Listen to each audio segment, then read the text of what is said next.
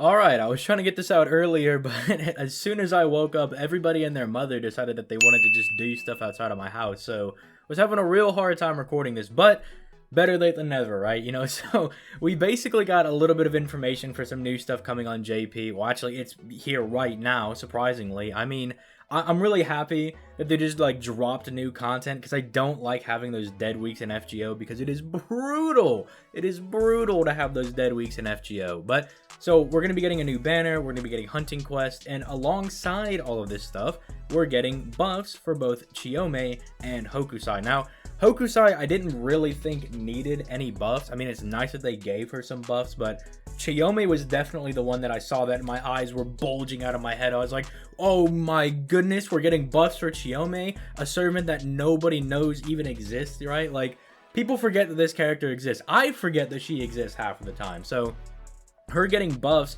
I was really excited for, but a bit wary because she has pretty much a good, like, cohesive kit, right? Like, she has a battery, has survivability, has a very solid arts buff, has like a side niche for curse going on, and then with her skills and her NP, she can both seal opponents' NPs and their skills.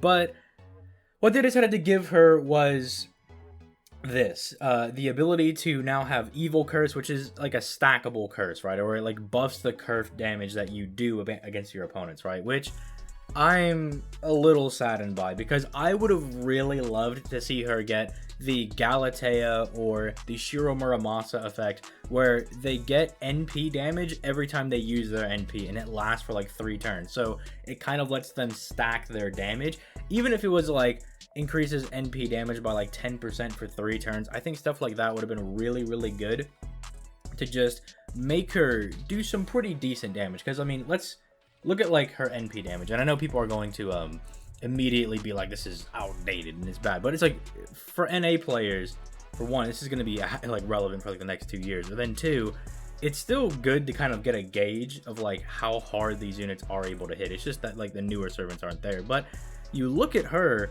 and her damage is pitiful, dude. It's so bad. Now again, we do need to get like the calculations for how much damage she's going to be doing after getting her NP upgrade, but man, can you imagine she gets the NP upgrade which buffs her damage, and then she gets some way to like stack her damage, or even like a special damage mod would have been really good. I don't know what they would have done it for, because I like, just to admit, I don't know too much about Chiyome's lore. Look, I read a Shimosa, and I didn't get a very good feel for the character. She was like, oh, I'm a big snake, and I was like, all right, good on you, Chiyome. So I don't know what they would have done. Maybe it's like she gets a buff if there's like, I don't know, like snake people are on the same team. I don't know. You guys get what I'm saying though. Like, just, it didn't have to be stackable NP damage. It could have been like a special damage mod. Just something would have been really nice for her.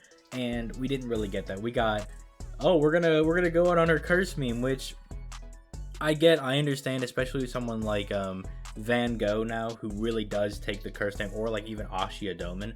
Those 2 characters really love having curse damage be done to the opponent, so it's good, but it's like, I don't know, it just feels like a letdown when it comes to Chiyome, because it's such a character that like I feel like nobody really knows or cares about, and you could have made her have like this huge wave come in and like had her be like super relevant, but I feel like they kind of squandered it. But at the same time, what were they going to do? Like, she already has a battery, already has like decent survivability, already has a really solid arts buff, you know, already has the ability to pretty much lock down her opponent. Maybe they could have had her drain charge, but we've just had like, I don't know, like the last 3 servants or something, like, or like write-ups that we've gotten have had servants that have that. Like, it just seems like it's getting really common to have people do that, and I get they want to be like a little creative maybe, so I don't know. She's a little disappointing for me, but it is good because at the end of the day, it is buffing her damage, so she's not going to be as much of a potato. Now, Hokusai, this was like, she doesn't really need the buff,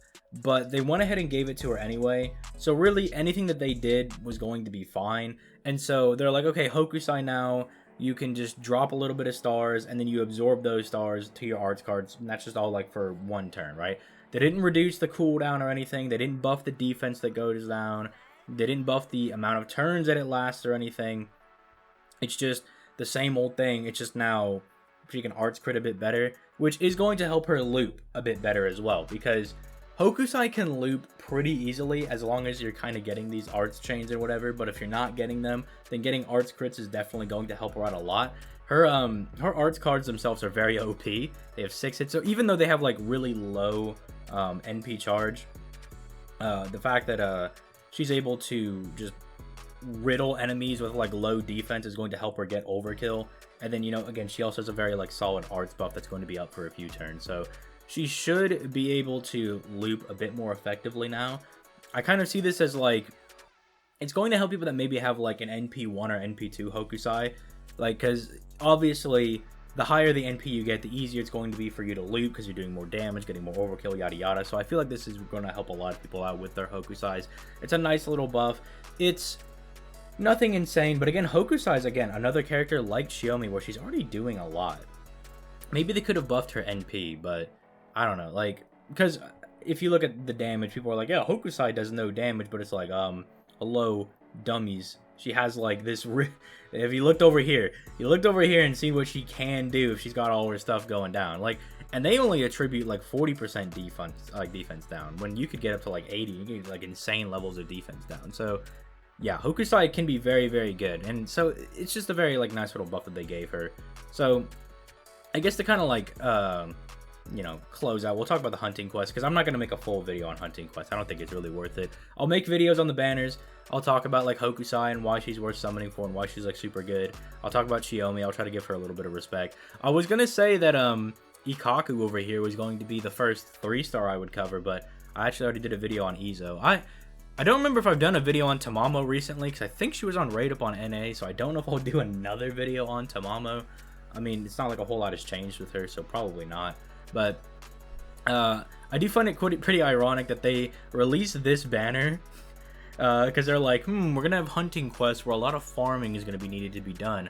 So we're going to drop Tamamo and Hokusai, you bring your friend Castoria, and you're already set to Arts Loop. And then, like, on the first stage, what is it? Is it the different? Yeah, this one. It's like, it's a 1, 2, 3 style banner, or no. So it's like, here's your looping. Oh, well, have fun looping the lower difficulty ones. Like, don't come to the Pride one if you want to loop. But I just find that funny. Basically, hunting quests, for those of you guys that are not in the know, you're going to be getting a lot of, like, just really decent materials. I would farm the hell out of this event, because once these quests are gone, they're gone. Like, it's 7 quests that rotate throughout the week, and if they're gone, you missed it. Like, it's just over. But you get a lot of really good material. You can get a lot of EXP cards, which I know is a concern for constant, like, players, right? Like, everybody always wants more EXP cards. You always got servants to level up. So it's a very, very good event for you to farm.